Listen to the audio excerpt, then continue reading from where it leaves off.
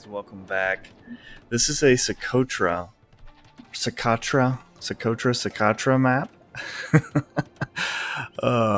And in the gray here, I'm playing as the Poles, and over here in the red is Kings playing as the Lithuanians. Now, we're both from the United States. We're both around 1,200-ish players. I built one villager and immediately got Loom. And the reason why is because I want to come forward and find out where his elephant is, and I want to lame it as quickly as possible. So this scout's going to run over here. I find his ostriches. So right at this moment, he's coming in here trying to steal my goats. Okay? And kills my scout. So this could have been a really bad beginning for me.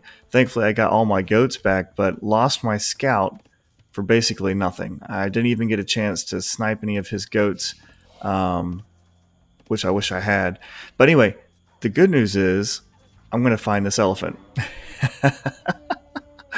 And he doesn't respond. He could have tried to snipe the Vil, blocked me in where I got killed by the elephant. Did not happen. And I'm going to lure this or lame this elephant all the way back to my own TC, which is a big deal because on Socotra there's only one elephant each. Okay, now he's playing as Lithuanians. The Lithuanians start off with that additional 150 food. So what most Lithuanians like to do in a map like this is they like to get a pre-lumber camp barracks up. That way they can start pumping out a couple of militia to come over and start laming things and causing disruption at the berries and whatever the case might be. Now I'm using my other villager to come around here, and I'm trying to find where my elephant is because I don't know it's back here behind me. But I want to make sure I scout the areas that are forward first. That way he doesn't get a chance to lame my elephant in return. See, now he's having to collect wood from these straggler trees because he can't build a lumber camp. He does discover my ostriches back here. Now, what you can do as Lithuanians is with that forward early militia is send it around to your opponent's ostriches and start killing them. That way you can't collect it as food. Pretty soon here, we're going to discover, both of us discover the elephant at the same time. I get a few hit points. 33 hit points is what he's at now on his scout, which is going to prove crucial later, as you will see. And I get my elephant as well. So I lost my scout, but ultimately I didn't lose any of my goats, and I was able to steal his elephant. Now he's coming forward with this militia guy here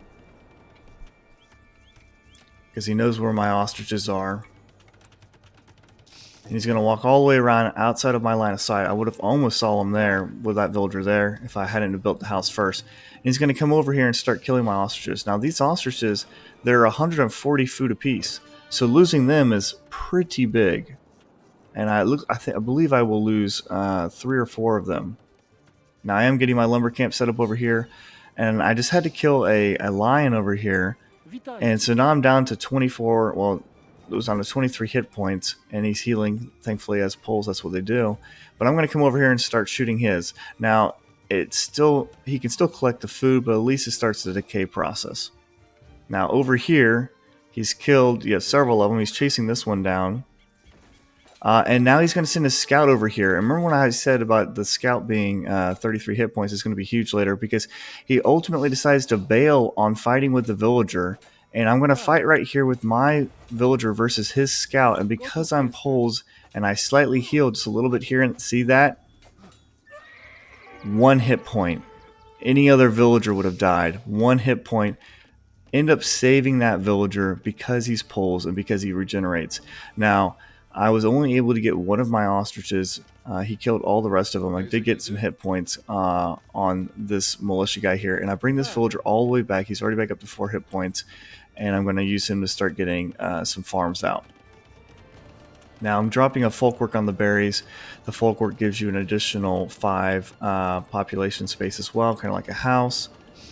And I am collecting this 1 ostrich. And now it's a pretty big deal for me to be able to have a safe wood line to keep getting wood for food, for farms, and be able to take this these because of losing all of the food from the ostriches.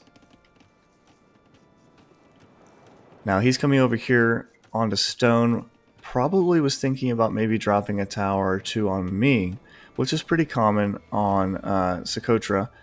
But I'm the poles, and I may have done a few tower drops and done a little vil fighting before with the poles. It's possible. And so I'm going to come over to stone as well. And as soon as I get enough wood for a lumber camp, or mining camp, I'm going to drop that. And I'm on my way to feudal here. So I have a general idea where his berries are. I know if his ostriches are over on the right flank, that his berries are probably on the left flank. I'm going to take an engagement here against this man-at-arms. I'm perfectly fine with taking that because my guys will heal up easily, and his militia has to run away. Excuse me, I think I call him a man-at-arms. Unfortunately, he started sending these villagers forward to try and fight with that. He's trying to save that militia, and so he saw my tower. That was unfortunate because he has more villagers coming over, and ultimately that tower will go up, but at some point it goes down because of just all the vil fighting. So I'm not happy about how that worked out, but it is what it is. So the KD is 1-2. I killed a scout and I killed, I believe, one villager. And so now I'm going to do a much safer tower. Now this tower here denies gold to him, and it also denies his berries. He's going to build a defensive tower, but it's below the elevation of my tower, and it doesn't protect his berries. The berries will be denied, and I get that tower up, and he's immediately forced to have to run away. So losing access to all this food is pretty big, plus the fact that he lost his elephant. So even though I lost my ostriches, I feel like I've got the upper hand when it comes to access to food. Now he's going to come over here and start collecting gold on this side because he can't take gold over here. And I mean, I guess you could probably take that pretty safely though, but he's going to come over on this side here. So immediately coming forward here, I have plenty of stone in the bank. I'm going to drop another tower. And so he drops a tower over here to protect this gold. He's adding in farms as well. I'm doing the same, adding in farms. The villager count though is 27 to 31. I have a 4 villager lead, and I'm pretty happy about that. He does have the score lead though, and that's probably due to having more of the map scouted between his militia and his scout. So dropping a foundation here, sometimes towers will start shooting a house foundation instead of the tower. That's what I was kind of hoping for with that, and also keeping it from being rushed down. Microwing away the weaker villagers, trying to get this tower up.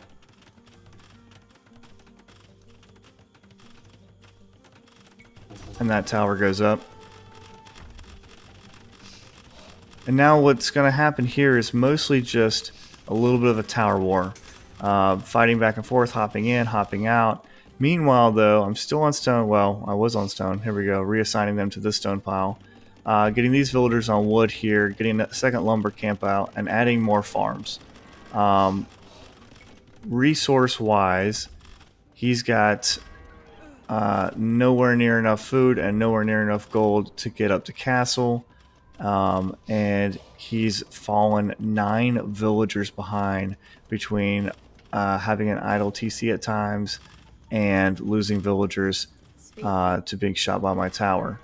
Now, that's not to say I haven't lost them myself. I have 2 deaths. One of them was my scout, so I've lost 1 villager, and he's lost 4.